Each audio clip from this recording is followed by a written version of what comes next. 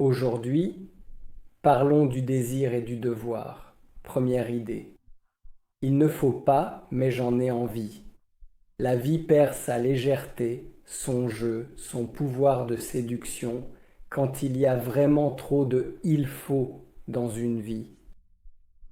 Il faut travailler, tenir bon, plaire, ne pas briser l'image que les autres ont de soi. Au final, tout semble en ordre à l'extérieur, mais à l'intérieur, cela devient excessivement sec en quelque sorte. C'est pourquoi la liberté des désirs, en tant que concept pratique, n'est pas un luxe, mais une eau vive, un vaccin contre la mort intérieure. C'est possible. On peut vivre non pas par devoir, mais par désir. Ce n'est pas de l'infantilisme. Le mot infantile est utilisé comme un collier électrique. Si tu te comportes mal, tu recevras une décharge électrique. C'est avoir les yeux ouverts. Parce que si, dans la vie, il ne reste plus de place pour ses propres envies, la personne semble s'en sortir, mais elle vit déjà comme dans la peur, sans se donner à fond. Alors une question simple se pose, pourquoi glissons-nous si facilement dans le mode « il faut » et renonçons-nous si vite au « je veux ». Vous vous êtes déjà posé la question. Posez-la vous. Deuxième réflexion. À quoi cela sert-il vraiment? Le mode « il faut » semble être une approche fiable, il apporte du contrôle, de la clarté, de l'approbation, et il comporte moins de risques immédiats. En réalité, il est plus adapté à la survie, mais le « je veux » ne disparaît pas, il se contente de passer dans l'ombre, devenant presque inconvenant, quelque chose dont on n'a pas l'habitude de parler à voix haute. Et la personne commence à qualifier son « il faut » de normal, correct, mature, c'est-à-dire non infantile. Alors que très souvent, ce n'est pas de la maturité, mais une manière, une compétence développée à ne pas entendre ses besoins profonds. En plus, il existe de faux désirs, des « je veux » autorisés, socialement approuvés, qu'il est très facile de reconnaître. Derrière eux se cache un « il faut ». Je veux une voiture, il faut gagner de l'argent, je veux un poste, il faut faire ses preuves, je veux une silhouette, il faut se mettre au régime. Ça vous parle?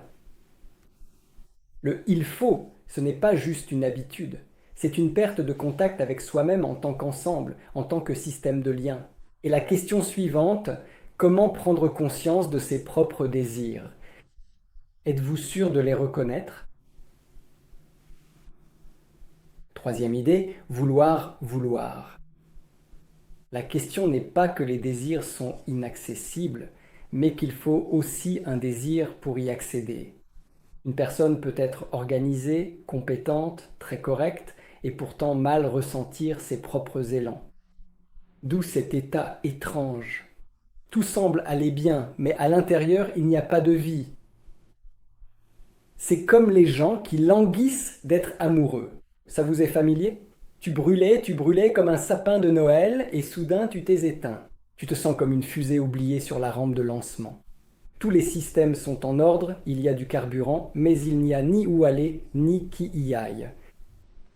Et de cette mélancolie naît non seulement le désir d'obtenir quelque chose, mais le désir de vouloir à nouveau. Il vaut la peine de comprendre ce qui empêche le désir de se manifester. Quelles sont les options? Quatrième idée, une paresse effrayante. Le « je veux » ne disparaît pas de lui-même. Il fonctionne simplement moins vite que le « il faut » et il s'accompagne d'inconvénients. Parfois, on n'a pas le droit, parfois c'est gênant, parfois ça fait peur, et en plus, on a la flemme de surmonter ces barrières. Au final, la situation, une femme se retrouve sur le seuil de l'homme qu'elle aime, avec ses affaires. C'est plus facile pour elle de le mettre devant le fait accompli que d'en parler d'abord. Et si jamais il n'est pas d'accord ou pose des conditions. Il faudra s'expliquer, se sentir humilié. C'est mieux comme ça, c'est plus sûr. Vous direz, au moins c'était son véritable désir.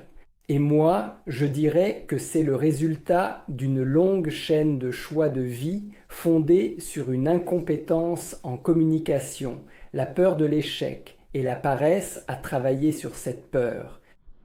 La personne commence à choisir non pas ce qu'elle veut, mais ce qui l'angoisse le moins.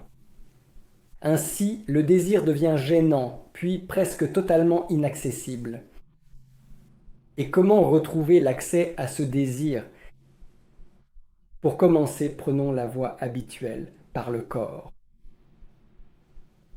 Cinquième idée, le corps sait. Le mot « il faut » lui-même implique une contrainte. Là où il faut, il n'y a pas de désir. Mais parfois, il est difficile de faire la différence, surtout lorsqu'il s'agit de choses vitales. La famille, les enfants, le travail, l'argent, le statut. Et tout cela te submerge complètement, surtout si tu n'es pas infantile, mais responsable. Mais le corps sait, il est de ton côté, il te défend jusqu'au bout. Quand il faut, le corps s'inquiète, il envoie des signaux par la tension artérielle, la température, le rétrécissement du champ d'attention. Il bâille, se déconcentre, dit oui, oui, se gratte et montre une envie de s'enfuir. Il n'est pas si difficile de reconnaître son langage. Ce qui est difficile, c'est d'apprendre à lui faire confiance, à négocier avec lui, à trouver des compromis entre ce que l'on souhaite et ce que l'on doit. Et la sixième pensée, un niveau au-dessus. À votre avis, est-il possible d'égaliser le je veux et le je dois sans en faire des antagonistes? Bien sûr, et comment? En prenant le temps de les considérer dans un même cadre général du plaisir. Si vous avez appris à tirer une satisfaction et un plaisir quasiment identiques de ce que vous souhaitez et de ce que vous devez faire, si vous avez développé une habitude solide et durable, considérez que vous avez définitivement résolu cette question pour vous-même. Dans l'approche Esheo, il existe une valeur très importante, le plaisir tiré du déplaisir. Elle repose sur la conviction profonde que même si nous faisons quelque chose qui ne nous plaît pas consciemment, il existe quelque part au niveau inconscient, peut-être juste un tout petit peu, quelque chose qui nous attire absolument malgré tout. On n'a pas envie de faire du sport, d'apprendre une langue, d'acquérir des compétences de communication dans les relations. Oui, mais ne recevons-nous pas des signaux de plaisir de la part du corps et de l'esprit même tout au long du processus, sans parler de l'expérience des résultats que nous avons obtenus dans le passé.